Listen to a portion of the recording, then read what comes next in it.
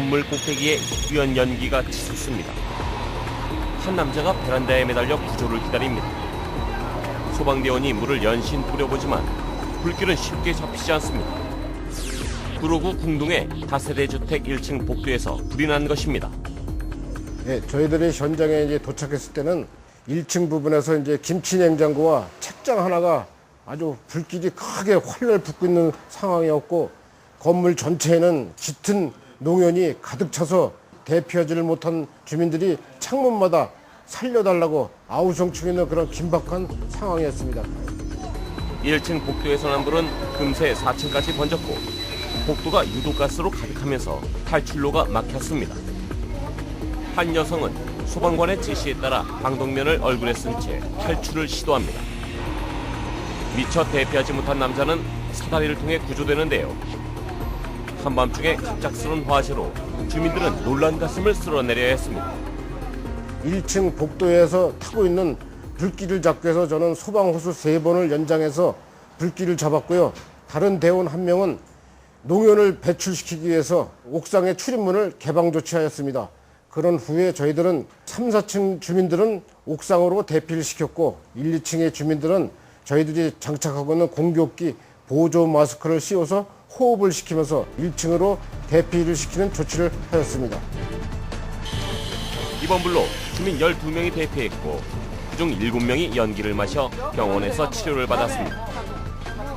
경찰은 1층 복도에 놓여있던 김치 냉장고와 폐지류 부근에서 불이 시작된 것으로 보고 있습니다. 지난 9월에는 대포동 다세대 주택 지하에서 화재가 발생했는데요. 잠자던 가족 4명 중 2명이 연기를 흡입해서 병원으로 이송됐고 주민 8명이 긴급 대피하는 소동이 일어났습니다. 다세대 주택의 경우 개인 주택과는 달리 거주자나 입주자가 많아 인명피해가 발생할 우려가 많은데요. 다세대 주택은 대부분 4층 이하의 건물 높이로 건축되어 화재가 발생하면 상층부 세대 및 단일 계단실로의 화재 확대 및 연기 확산 가능성이 매우 높아서 인명사고에 대한 위험성이 큽니다. 특히 다세대 주택은 좁은 골목으로 연결되어 있는데요. 이 때문에 소방차의 신속한 출동이 어려운 경우도 많습니다.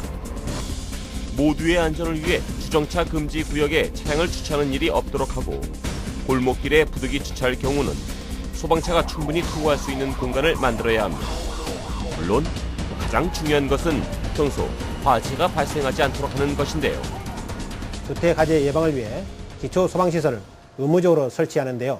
소화기는 세대별 그리고 층별마다 1개 이상을 설치하고 단독 경보형 감지기는 구분된 장소마다 설치해야 화재로부터 귀중한 생명과 재산을 보호할 수 있습니다. 화재의 발견이 늦었거나 초기 소화 작업이 곤란할 정도로 불이 확산된 경우에는 젖은 수건 등으로 코와 입을 막은 후 낮은 자세로 신속하게 밖으로 대피해야겠습니다. 자칫 큰 불로 번질 뻔했던 다세대 주택 화재 사고. 건조한 날씨, 꺼진 불도 다시 보는 철저함이 요구되고 있습니다.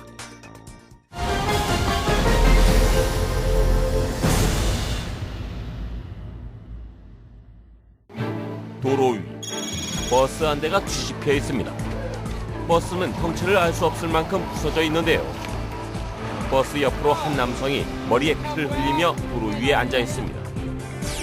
차량이 추돌하면서 교차로에서 교통정리를 하던 모범 운전자를 덮친 것입니다.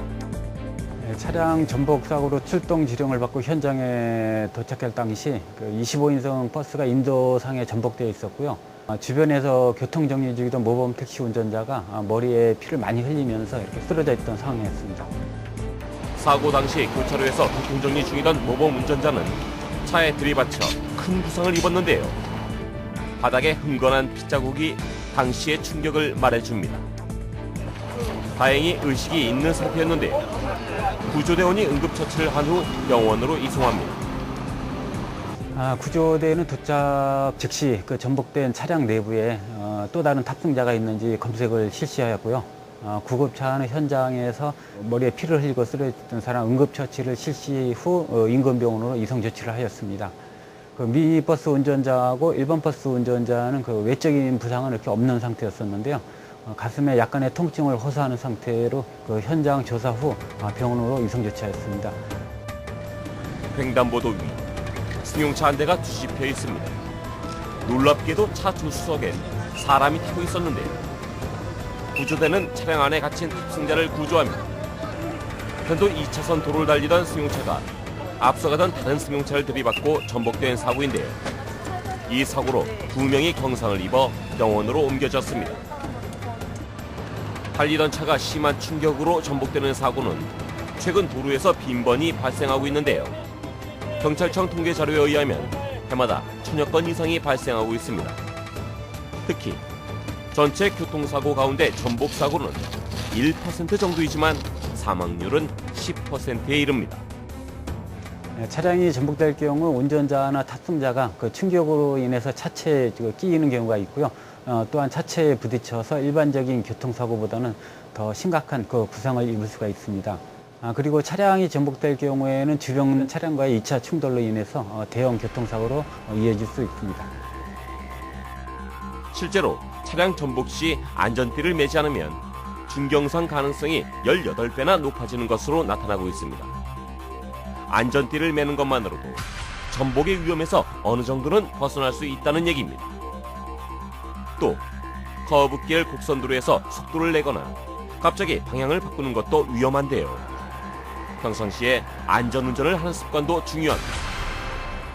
전복 사고의 경우 과속한 경우나 교차로에서 많이 발생하고 있는데요. 교차로의 경우에는 신호가 변경되어도 진행 중이던 차량들의 정지 상태를 확인을 하고 특히 급커브나 빗길에서는 주의해야겠습니다. 운전자뿐만 아니라 탑승자는 안전벨트를 착용하시고 버스의 경우 많은 승객이 이용하는 차량으로 일반적인 차량보다는 좀 더 정확하게 교통법규를 준수해야 하겠습니다.